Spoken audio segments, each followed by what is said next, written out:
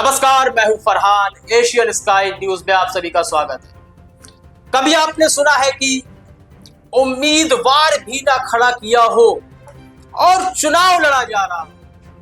यह बिल्कुल नामुमकिन है, लेकिन ऐसा हो रहा है। इंदौर में मौजूदा समय में ऐसा ही हो रहा है और मुझे लगता है कि शायद यह राजनीति के इतिहास में, भारतीय राजनीति के इतिहास में पहली बार होने जा रहा है।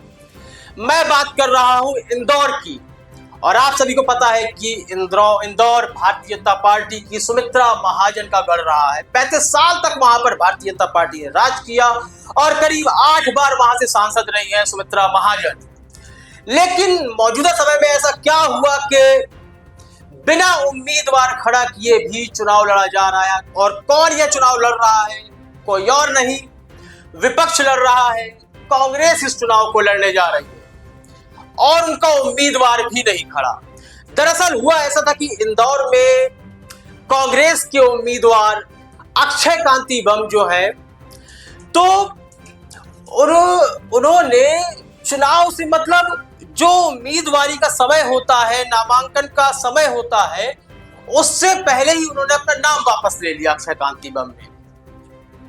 अब नाम वापस लेने के बाद तो एक निर्विरोध जीत हो जाती है कुछ यदि आप निर्दलीय उम्मीदवारों को हटा दें, और वह चुनाव जीतने का काम नहीं करते बल्कि वोट काटने का काम करते हैं निर्दलीय उम्मीदवार। लेकिन इंदौर में कांग्रेस की कैंपेनिंग खत्म नहीं हुई है, बल्कि वह जनता के पास जा रहे हैं। उनका उम्मीदवार भी नहीं खड़ा और जनता से कह रहे हैं कि आपको नोटा पर वोट करना है। और कांग्रेस ने बिल्कुल भरोसा दिलाया है और उसे खुद भी उम्मीद है कि वहां से या कोई जीते या हारे, लेकिन ज्यादा वोट तो नोटा को ही जाएंगे, यह कांग्रेस का कहना है। और सत्य तो यह है कि आज भारतीय राजनीति इतनी कलंकित हो चुकी है कि शायद उसमें नैतिकता की एक बूंद भी नहीं रह गई भारतीय राजनीति में। आप देख रहे हैं किस तरह सूरत हो या इंदौर हो, यहां पर जब नामांकन भरा ही नहीं जाना है, समय खत्म हो चुका है, आप तब अपना नाम वापस ले लेते हैं। दूसरा उम्मीदवार भी नहीं आ सकता और मौजूदा उम्मीदवार एक तरफा जीत दर्ज कर रहा है, निर्विरोध जीत दर्ज कर रहा है।